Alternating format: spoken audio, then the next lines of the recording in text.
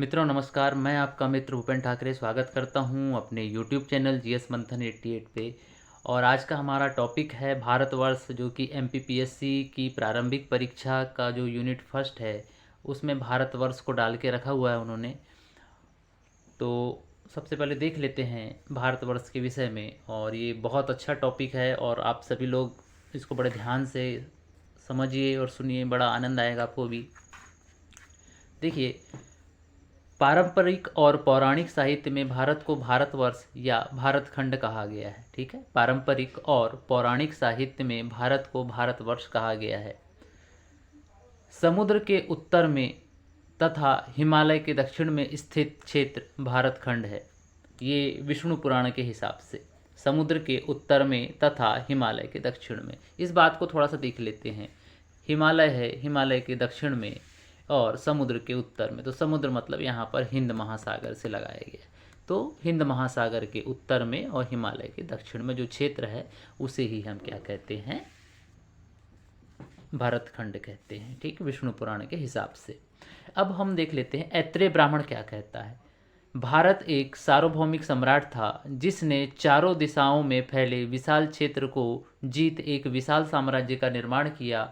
उनके नाम पर ही हमारे देश का नाम भारतवर्ष रखा गया। ठीक, पौराणिक कथाएं क्या कहती हैं। मानव जाति के आदिम पुरुष मनु द्वारा शासित भूमि को भारतवर्ष कहा गया। जो मनु थे, ठीक है, मनु मतलब ऐसा माना गया कि ये पृथ्वी पर पहले जन्मे पुरुष थे मनु, और मनु की ही संतान बाकी लोग हुए हैं। हम सभी लोग मनु की संतान हैं।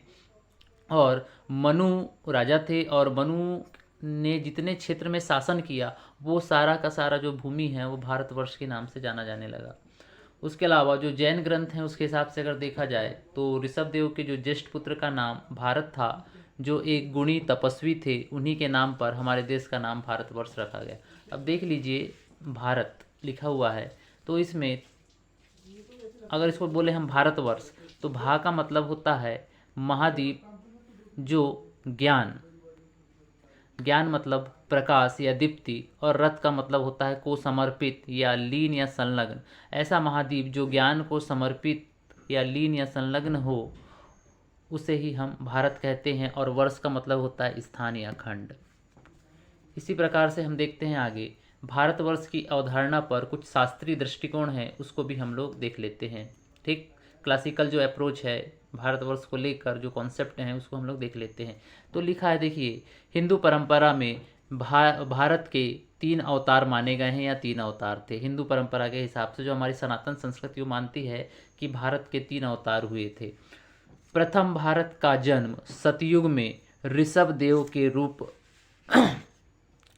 के पुत्र के रूप में हुआ था। ठीक है, जो प्रथम भारत हुए उनका जन्म कब हुआ था? सतयुग में हुआ था। और ये किसके पुत्र थे? ऋषभदेव के पुत्र थे, ज्येष्ठ पुत्र थे, ऋषभदेव के ज्येष्ठ पुत्र। अब ऋषभदेव कौन थे? याद रखिएगा, जो जैनों के जो प्रथम तीर्थंकर या प्रथम जो जिन थे वो भगवान ऋषभदेव थे। ठीक है, और इनका जो संबंध था वो अयोध्या से माना जाता है। ठीक है, अब आगे हम लोग कुछ चीज़ें देख लेते हैं। यहाँ लिखा हुआ है, देखिए, ऋषभदेव जैन धर्म के पहले जिन या तीर्थंकर बने तथा उनके बड़े पुत्र या ज्येष्ठ पुत्र भारत चक्रवर्तीन या सम्राट कहलाए। मतलब वो काफ़ी तपस्वी थे, गुणी व्यक्ति थे, और वो क्या बने? बाद में चक्रवर्तीन या सम्राट बन गए। ठीक, और भारत के पुत्र इक्ष्वाकु ने वंश को आगे बढ़ाया। तो ऋषभदेव के पुत्र कौन हुए? भारत, और भारत के पुत्र थे इक्ष्वाकु, और ऋषभदेव के ज्येष्ठ पुत्र के नाम पर ही हमारे देश का नाम भारत पड़ा। और ये ऐसा कौन मानता है? आदि पुराण। आदि पुराण लिखने वाले कौन थे? जैनों के गुरु थे जिनसेन, उन्होंने इसको लिखा था। ठीक है, तो आदि पुराण के रचयिता कौन थे? जिनसेन जी थे। ठीक, अगला देख लेते हैं। दूसरे भारत का जन्म त्रेता युग में अयोध्या के राजा दशरथ के द्वितीय पुत्र भरत के रूप में हुआ। तो ये बात आपको समझ में आ गई। भगवान राम के छोटे भाई राजा भरत, जो कि एक बड़े तपस्वी थे, जिन्होंने भगवान राम की खड़ऊ को उनके सिंहासन पर रख कर पूरा शासन चलाया उन्होंने, क्योंकि भरत जैसा भाई किसी को मिल नहीं सकता, ये बिल्कुल सत्य बात है ना। और भरत की माता का नाम कैकई था। अब हम लोग देख लेते हैं आगे। तीसरे भारत का जन्म द्वापर युग में दुष्यंत व शकुंतला के पुत्र के रूप में हुआ। इन्होंने भारत का सबसे महान सम्राट या राजा माना जाता है। तो तीसरे जो भारत का जो जन्म था वो द्वापर युग में दुष्यंत व शकुंतला के पुत्र के रूप में हुआ था, अर्थात इनका संबंध जो था महाभारत से था, ठीक है। और इन्हीं भरत के नाम पर हमारे देश का नाम भारत रखा गया। ऐसे मतलब 3 भरत हुए जिनके नाम पर हमारे देश का नाम भारत रखा गया। तो ये अलग अलग हिसाब से सब अपना अपना एक अपना दृष्टिकोण रखते हैं, ठीक है। तो जो दुष्यंत थे और जो शकुंतला थी, तो शकुंतला जो थे विश्वामित्र और मेनका की पुत्री थी। याद रखिएगा, जो शकुंतला हैं ये विश्वामित्र और मेनका की पुत्री मानी जाती हैं, ठीक है। उसके अलावा एक और थ्योरी है 10 राज का युद्ध। अगर आप ऋग्वेद का जो अगर हम लोग 10 मंडल की बात करें तो ऋग्वेद का जो अगर हम मंडल गिनाना चाहें आपको, तो देखिए कृषि, जुआ, गायत्री मंत्र, अग्नि पूजा, अत्रिसाहब, हरियुपिया, 10 राग का युद्ध। तो मतलब जो 7वां मंडल है वो है 10 राग का युद्ध, अर्थात इसमें 10 राजा शामिल थे, अर्थात इसमें 5 आर्य राजा और 5 अनार्य राजा, और इन टोटल 10 राजाओं का जो युद्ध था वो एक भरत कबीले से हुआ जिसका राजा सुदास था, मतलब जिसका सरदार कौन था, सुदास। तो इनका जब आपस में युद्ध हुआ, इन 10 का और इस भरत कबीले के सुदास का, तो किसकी जीत हुई थी, सुदास की जीत हुई थी, और इन 10 राजाओं की हार हुई थी, आर्य अनार्य राजाओं की, ठीक। तो इस भरत कबीले के नाम पर हमारे देश का नाम भारतवर्ष रखा गया, एक संकल्पना ये भी है। इसके अलावा हम लोग आगे देखते हैं सप्त सैंधव प्रदेश, मतलब सिंधु की सहायक नदियों प्लस सरस्वती, इस क्षेत्र को हम सप्त सैंधव क्षेत्र कहते हैं, याद रखिएगा। उसके अलावा ब्रह्म क्षेत्र, कुरुक्षेत्र को कहा जाता है। मध्य देश, मतलब हिमालय से लेकर विंध्याचल का जो क्षेत्र है इसको मध्य देश भी कहा जाता है। और ब्रह्म ऋषि देश, मतलब गंगा यमुना का जो क्षेत्र है इसको ही ब्रह्म ऋषि देश भी कहते हैं। तो कुल मिलाकर इन क्षेत्रों में आर्य लोग निवास करते थे और इस पूरे प्रदेश को आर्यावर्त प्रदेश कहा जाता था, मतलब संपूर्ण उत्तर भारत जहां आर्यों का नियंत्रण था, जहां वो निवास करते थे, उसको ही आर्यावर्त प्रदेश कहा जाता था। मतलब सप्तसिंधु, ब्रह्मवर्त, मध्य देश और ब्रह्म ऋषि, इन क्षेत्रों को ही आर्यावर्त प्रदेश कहा जाता था, ठीक। अब यहाँ पे देख लिए सप्तसिंधु में कौन कौन सी नदियाँ आती हैं। तो सिंधु का प्राचीन नाम सिंधु ही था, वितस्था का प्राचीन नाम झेलम था, वितस्ता जो है, झेलम का जो प्राचीन नाम था वितस्था, चिनाब का जो प्राचीन नाम था वो था अस्किनी, फिर रावी का प्राचीन नाम था पुरुषणी, सतलज का प्राचीन नाम था सतुद्री और व्यास का प्राचीन नाम था विपासा। तो इस तरीके से ये आपको 7 नदियाँ यहाँ देखने को मिलती है। इसके अलावा एक नदी और आपको देखने को मिलेगी सरस्वती, और सरस्वती का प्राचीन नाम सरस्वती ही हमको देखने को मिलता है। वर्तमान में यह नदी विलुप्त प्राय है। तो सप्त सैंधव मतलब सिंधु और उसकी सहायक नदियों के आसपास का जो क्षेत्र था वो सप्त सैंधव क्षेत्र कहलाता और यहाँ पर आर्य निवास करते थे। इसके अलावा ब्रह्मवर्त, मध्य देश, ब्रह्म ऋषि देश, इनमें भी आर्य निवास करते थे और इनका अच्छा खासा नियंत्रण वहाँ पर था, ठीक। ऋग्वेद के नदी सूक्त में 25 नदियों का हमको वर्णन मिलता है, ठीक। अब आर्यावर्त प्रदेश में देखिए, फिर सप्तसिंधु, ब्रह्मवर्त, मध्य देश और ब्रह्म ऋषि, इन सबको मिलाकर आर्यावर्त प्रदेश कहा जाता है, ठीक। उसके अलावा हम 7 द्वीपों को देखते हैं, इनको कहते हैं सप्तद्वीप। तो सप्तद्वीप का उल्लेख कहाँ कहाँ हमको मिलता है, एक तो भागवत पुराण में, मत्स्य पुराण में, इसके अलावा पराख्यातंत्रम, इसमें भी क्या लिखा हुआ है, पराख्यातंत्रम का जो शैव सिद्धांत एक ग्रंथ है उसमें भी हमको ये देखने को मिलता है। मतलब कहाँ कहाँ वर्णन है, भागवत पुराण में, मत्स्य पुराण में और पराख्यातंत्रम के शैव सिद्धांत नामक ग्रंथ में भी हमको सप्तद्वीप देखने को मिलते हैं। अब सप्तद्वीप में कौन कौन से द्वीप हैं देख लेते हैं।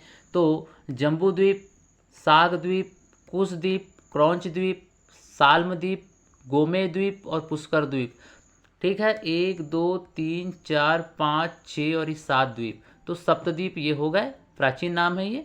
और जो जम्बू द्वीप है ये कितने भागों में बढ़ जाता है, 9 भागों में बढ़ जाता है। अब पुरातन साहित्य में भारत का जो भौगोलिक विभाजन है या जो भारत खंड है ये कितने भागों में बटा हुआ था, 5 भागों में। अब देखिए, उत्तर वाले भाग को उदीच्य कहा जाता था, दक्षिण वाले भाग को दक्षिणापथ कहा जाता था, पूर्व वाले भाग को प्राच्य कहा जाता था, या इसको प्राची या प्रतीचा भी कहा जाता था, और जो पश्चिमी भाग होता था इसको प्रतीच्य कहा जाता था। ठीक, तो इस तरीके से ये उस समय के नाम हुआ करते थे।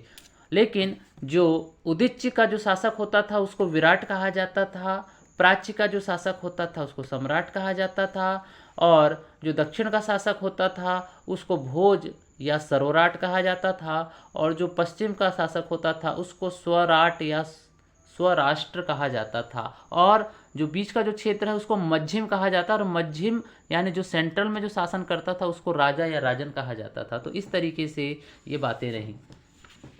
इसके अलावा हम देख लेते हैं जो जम्बू द्वीप है उसमें हम बात करें तो वर्तमान के एशिया, यूरोप, अफ्रीका व उत्तर अमेरिका शामिल थे। ठीक है, तो जम्बू द्वीप में कौन कौन शामिल हैं? एशिया, यूरोप, अफ्रीका, उत्तर अमेरिका, ये सब चीज़ें शामिल थी। यानी वर्तमान के ये सभी क्षेत्र एशिया, यूरोप, अफ्रीका और उत्तर अमेरिका शामिल थे। और जम्बू द्वीप से ही निकलता है भारतवर्ष। मतलब जम्बू द्वीप के अंतर्गत भारतवर्ष हम किसको मानेंगे? मतलब कौन है भारतवर्ष? तो भारतवर्ष में भारत भी शामिल है, पाकिस्तान, बांग्लादेश, नेपाल, भूटान, अफगानिस्तान, और अफगानिस्तान से भी अगर हम लोग और पश्चिम में चले जाएं, मतलब कैस्पियन सागर तक हम लोग चले जाएं, जिसका प्राचीन नाम कश्यप सागर तक था, तो ये सारा का सारा क्षेत्र भारतवर्ष कहलाता है। और अब भारतवर्ष के अंतर्गत भारत खंड कहलाता है।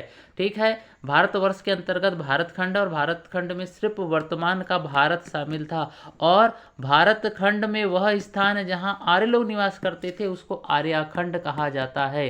याद रखिएगा। ठीक, तो इस तरीके से बात रही जम्बू द्वीप, जम्बू द्वीप के अंदर भारतवर्ष, भारतवर्ष के अंदर भारतखंड, भारतखंड के अंतर्गत आर्यखंड, इस तरीके से। अब भारतवर्ष का जो प्राचीन नाम क्या मिलता है? भारतवर्ष का भारतवर्ष से पहले जो प्राचीन नाम था वो था अजनाभ वर्ष, और अजनाभ वर्ष से भी जो पुराना प्राचीन नाम जो हमको मिलता है वो मिलता है हिमवत प्रदेश। तो इस तरीके से ये सारी चीज़ें हैं जो आपको देखने को मिली और पढ़ने को मिली। आपने समझ लिया होगा कि किस तरीके से भारतवर्ष हमारे देश का नाम भारत पड़ा, और हमने पूरा इसका इतिहास जाना। हमने जम्बू द्वीप को देखा, हमने भारतवर्ष को देखा, हमने भारतखंड को देखा, हमने आर्यवर्त को देखा, 7 द्वीपों को देखा, और जम्बू द्वीप के जो 9 खंड है हमने उसको भी देखा। और इस तरीके से हमने पूरे सिस्टम को समझ लिया कि किस आधार पर हमारे देश का नाम भारतवर्ष पड़ा। अब हम थोड़ा सा अगर चलें तो मैं आपको MPPSC की जो प्रारंभिक परीक्षा का जो यूनिट फर्स्ट है उसके टॉपिक देख लीजिए। भारतवर्ष लिखा हुआ है, और हम इसी भारतवर्ष के ऊपर बड़े विस्तार से अभी चर्चा कर रहे थे। इसके अलावा मैं आपको पंच महायज्ञ बता चुका हूँ, पुरुषार्थ बता चुका हूँ, ऋण के बारे में बता चुका हूँ। इसके अलावा बाकी जो चीज़ें हैं यहाँ पर वो मैं आपको कल बताऊँगा। मिलते हैं फिर नेक्स्ट वीडियो में। जय हिंद, जय भारत।